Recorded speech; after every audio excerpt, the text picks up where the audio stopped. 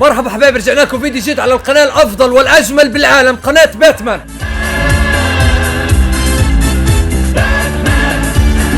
بعرفش فيديو اليوم ولا حدا من الشباب رضي يصوروا معي، مش عارف شو السبب، مع انه الفيديو ولا فيه اشي. تقييم جمال ابناء الرؤساء العرب، فيها اشي هاي؟ فيش فيها اشي. راح نبدا باول شخصية، ابن رئيس المغرب.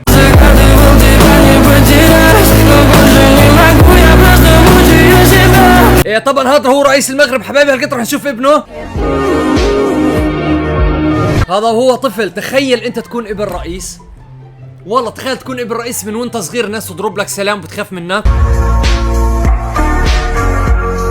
بس شكله مؤدب صح، من الناس المؤدبين.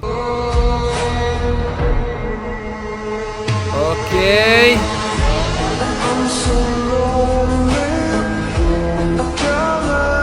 مش عارف، اظن هم عندهم زي هيك النظام الملكي بتبوس ايد ابن الرئيس. احنا عندنا الرئيس ابو مازن النظام مختلف شوي، احنا بفلسطين مختلف شوي، يعني الرئيس عن صدورنا، حلوا عن صدورنا.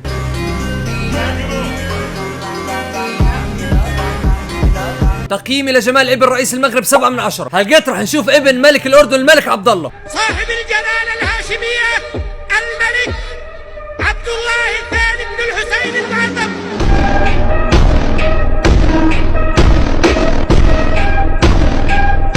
طبعا هذا الملك عبد الله حبايبي. هلقيت رح نشوف ابنه. بارك الله لكما وبارك عليكما، هذا بعرس بينكما في خير. ابن الملك عبد الله بحسه متواضع، بعرفش اذا هذا صح او لا. اهلا بالاردن اكتبوا لي بالكومنتات اذا متواضع. بارك الله لكما وبارك امه فلسطينيه من عنا من نابلس اظن. عليكما وجمع بينكما في خير. انا بديش اكذب، انا ولي العهد الاردني بعرفه يعني، فشكليا بحسه يعني جنتل. الزلمه جنتل. انت الامير اللي على العليا رقيت، لك سيرة نفخر بك تبها، وانت الزعيم اللي بمقدارك سميت لك هبت. تقييم 8.5 من 10. 8.5 من 10. الزلمه بتحسه جنتل. تمام. نخش على التقييم اللي بعده. وبالنسبة لمكة والمدينة يشرفني أن يسمى كما سمي من قبلي، وأنا اليوم أخذنا حرمين شريفين. هذا ملك السعودية حبايبي. هلقيت حنشوف ولي العهد محمد بن سلمان. يلا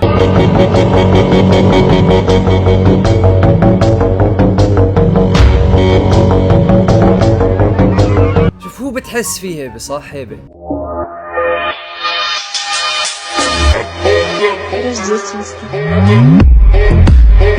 لحتى الآن بتحس الكاريزما أكتر صح؟ بتحس عنده كاريزما طاغية.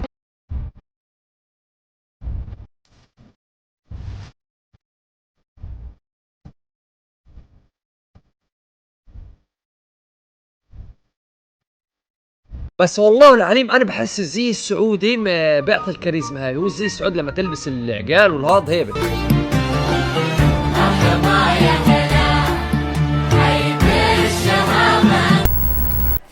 اقعد. امسحوا في شو اسمه، في ورقه.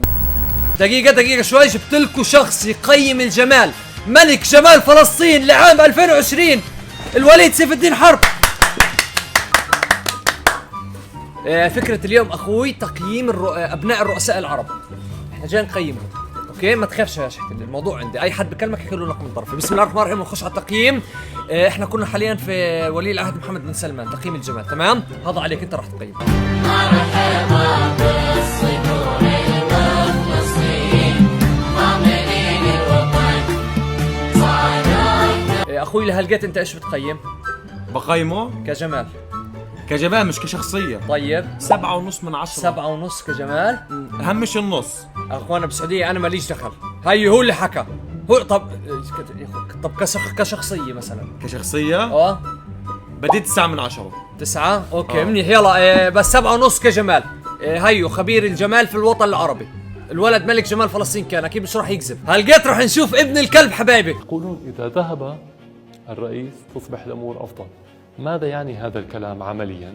يعني بالنسبة للغرب طبعا هذا الكلب هلقيت رح نشوف ابنه الجرو الصغير. كل الصفات الجميلة جمعهم يا جمالك يا جمالك مالهم اللي لموني. شو رايك بالجرو؟ والله بدك الصراحة شكله منيح، الواحد ما يكذبش، انا بقيم بامانه إيه جمعة الانتاج تبعه منيح. بس اخته حلوة.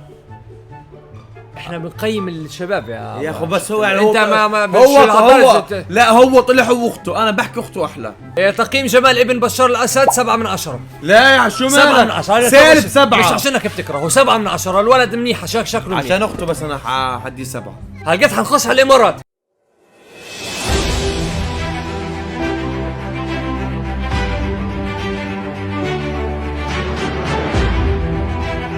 هذا هو رئيس الامارات، هلقيت حنشوف ابن حاكم الامارات.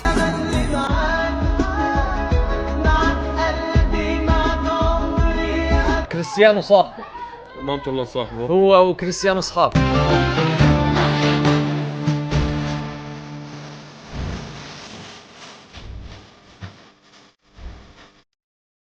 هذا شخصيته بدون ما يكون لابس العقال والثوب والهذا.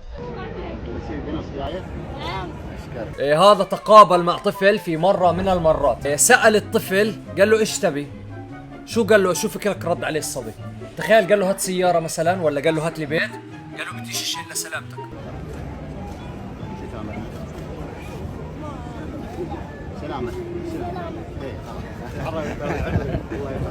تخيل لو يلتقي فيك ايش تطلب؟ ايش تحتل؟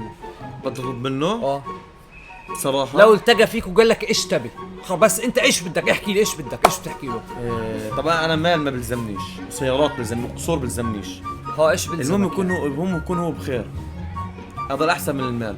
كذاب كذاب. انا لو انا في لقاء صحفي وكل الكاميرات بتصور بقول له بدي قصر بنص دبي، بنحرج بيعطيني قصر يا اخو. إن كانها من بينكم قولوا ترى وضعي خطير، دحين شعر. كتبت فيها أجمل اللي تكتبه يا صاحبي. بنت الحريرية قبل ما تلبس أنواع الحرير، الشطر هذا للذكي يهديه ما هو للغبي. ما شاء بحكي شعر. الله. بترفع التقييم هيك؟ هيك حرفع تقييمه، بس ثواني. قديش تقييمه؟ بس إذا بزوجني. شو يزوجك؟ بحكي لك ابن رئيس الامارات يا شحت اللي انت جاي تودينا بمصيبه. خلص بتحكيش ولا شيء. 8 من 10 اللي بعده. لا برضاش. حل عني يا زلمه، بده يفضحنا.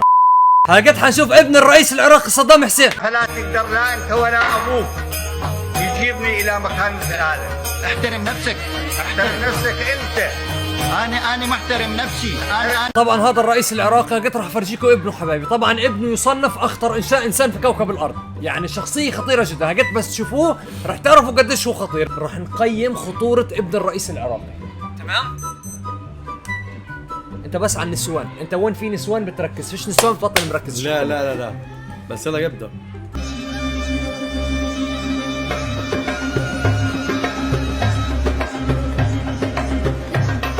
ايش كيف لحتى الان تحسه خطير؟ لك الصراحة والله هيبة. مش هيبة يا اخو، هذا خطير، هذا دينجرس، هذا بس تقرب عليه بتحسب تعمل حساب. مصحف رواه نحن لم نولد ولا فينا يلد. مصحف رواه شحت لي تخيل الناس بتربي قطط وكلاب في البيت. تمام؟ ابن الرئيس العراقي شو هوايته؟ بربي اسود حبيبي. تقييم ابن الرئيس العراقي انا اللي بقيم مش انت، انا اللي جاي من اخر ديش انا اقيمه. كجمال ايش؟ كجمال مش كخطوره، كجمال. كجمال بدي 6 من 10. 5 من 10 تتهابش. لا ما كاش 6 من 10 تتهابش. بس اسمع انت للاخر. كخطوره 10 من 10. 1000 من 10 بعطيه. الزلمه شكله بفش مقبعه معه هان. الى هنا يكون انتهى المقطع. شكرا لكم، اشتركوا بقناه باتمان حبايبي. يلا سلام. اذا بس المقطع هذا 5000 لايك بعمل لكم جزء ثاني. يلا سلام.